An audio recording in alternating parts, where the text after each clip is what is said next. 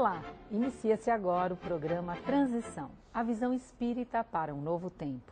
Hoje nós estamos aqui com a presença de uma pessoa muito querida, que é o Dr. Sérgio Felipe de Oliveira. Obrigada pela tua participação, Sérgio. Obrigado, Delmar. Uma alegria. Obrigado a vocês. E a primeira pergunta que eu te faço, o que é mediunidade? Mediunidade é uma faculdade de senso-percepção, tá? Então, é uma função orgânica. Quer dizer, o cérebro, ele tem uma capacidade de captar ondas do espectro eletromagnético que vem do mundo espiritual. Então, a mediunidade é essa capacidade do nosso organismo, ou de nós, no organismo biológico, captarmos informações mentais daqueles que estão no mundo espiritual. E a ciência reconhece, Sérgio, a mediunidade, esse tema mediunidade? Delmar reconhece. Porque primeiro você tem que pensar que a ciência é uma estrutura onde o conhecimento está em formação, em construção. Então você vai ter correntes de pensamento que investigam ou investigaram esse assunto. Sim. Por exemplo, o Jung, que foi o psicanalista que estudou com Freud, na escola de Charcot, isso no século XIX, ele trabalha o tema mediunidade. No primeiro volume, segundo capítulo de Obras Completas de Carl Gustav Jung, o capítulo é sobre mediunidade. E você vai ter, modernamente, você tem, por exemplo, no Tratado de Psiquiatria de Kaplan e Sadok da Universidade de Nova York, você vai ter elementos ou textos no capítulo de Teorias da Personalidade que falam sobre mediunidade. E mais ainda, no Manual de Estatística de Desordens Mentais da American Psychiatry Association, Associação Americana de Psiquiatria, tem um termo colocando o seguinte: o clínico deve tomar cuidado para não diagnosticar erradamente casos de pessoas que dizem ver ou ouvir espíritos de pessoas mortas, porque isso pode não significar uma alucinação ou psicose. Então você já deu várias dicas de quem quiser aprofundar por esses caminhos, através de todas essas indicações. Exato. Ótimo. E como é que nós podemos perceber os sintomas da mediunidade, Bom, primeira questão que é comum as pessoas dizerem assim: será que o meu problema é espiritual ou é orgânico? Nossa, essa pergunta é frequente. É frequente. Ocorre o seguinte, que um problema espiritual, ele está ligado a uma situação mediúnica, porque para haver uma relação entre o mundo espiritual e o mundo corporal, tudo isso passa pelos sensores da mediunidade, então lá no cérebro. Bom, portanto, uma interferência espiritual provoca reação orgânica. Então, normalmente, a pessoa que entra nos estados de transe ou sob influência espiritual, nos processos de obsessão ou possessão, como inclusive está colocado no Código Internacional de Doenças da Organização Mundial de Saúde, item F44.3, estados de transe e possessão, que configuram como diagnóstico médico, a pessoa ela tem reações orgânicas muito peculiares.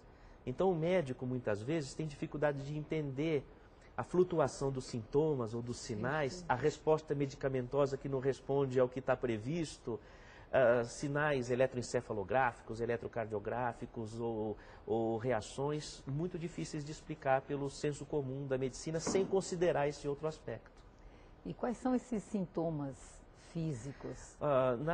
Na nossa abordagem de pesquisa, que são resultados ainda preliminares, nós temos observado o seguinte: quando a pessoa ela tem o transe de possessão ou de incorporação, ou seja, quando ela recebe o espírito, falando no senso comum, ocorre um aumento da pressão arterial sistólica, que é a pressão máxima, né? Aumento do fluxo sanguíneo da cabeça, que a gente detecta pelo ecodoppler, a aceleração cardíaca, aumento do fluxo renal, quer dizer, depois da sessão espírita dá vontade de urinar, porque aumenta o fluxo renal, cai a taxa de glicose, a pessoa pode ter sintomas de tonturas por hipoglicemia, inexplicáveis, não é? E que estão em alguns casos ligados a essa situação, ou alterações epileptiformes, que são crises parecidas com a epilepsia, com sinais eletroencefalográficos, mas que não configuram exatamente como epilepsia.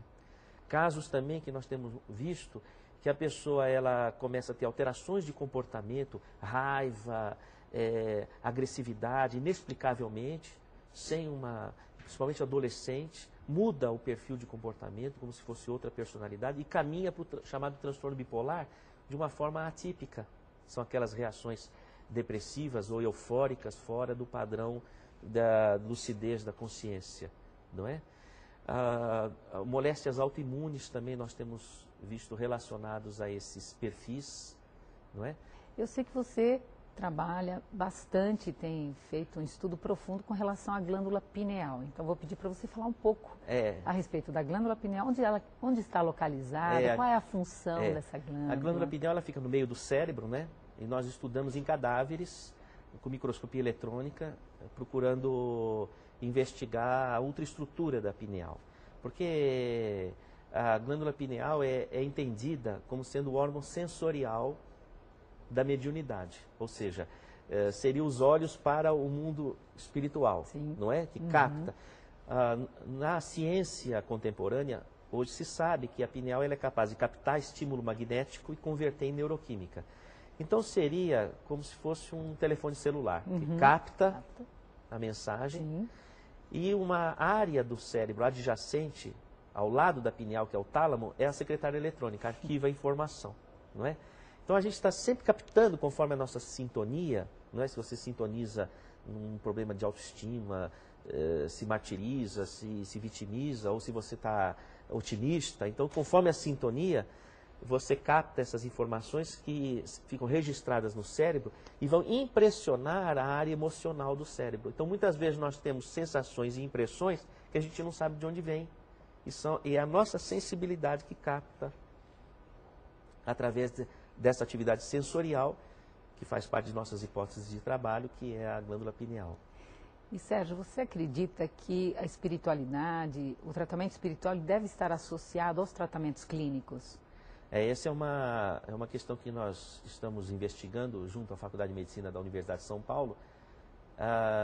Como o médico deve abordar essa questão espiritual, uma vez que a Organização Mundial de Saúde já determina que a qualidade de vida envolve aspectos biológicos, psicológicos, sociais e espirituais. Fantástico. Inclusive, a Organização Mundial de Saúde alerta no protocolo de qualidade de vida, o QOL 100, ele alerta o seguinte, que a medicina deve investigar aspectos semiológicos da questão espiritual. Porque semiologia quer dizer como você investiga. Por exemplo, o organismo, você vai medir a pressão arterial, você vai ver se a pessoa está corada, se ela está hidratada, se ela está respirando, como é que está, etc. Isso é semiologia.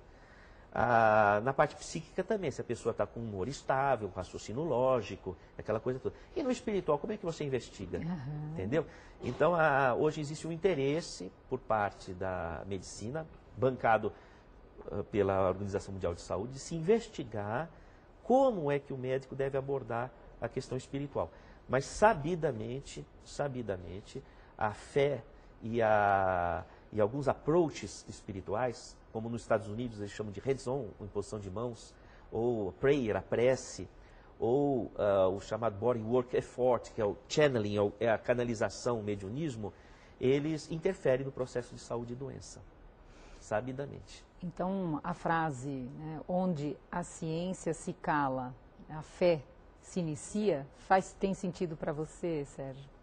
Eu acho o seguinte, a ciência ela lida com o sensorial, não é? Aquilo que você pode ver, enxergar, ver, ouvir, medir, mensurar. Ela lida com esse universo sensorial, não é? A ciência vai ter limitações com relação ao universo do incognoscível. É aquilo que a razão não alcança, não é? E existe uma psicologia do sagrado, que é a nossa ligação com uma força superior, não é? E que nós não temos como enxergar com os olhos ou ouvir com os ouvidos, mas a gente pode sentir com a alma. Então, nós poderíamos dizer que a ciência e a filosofia vão até onde a razão alcança, não é? A partir dali, começa o nosso lidar com o incognoscível, pelas emoções, pelas artes, pelo lidar com o sagrado. E nesse contexto a ciência encontra seus limites.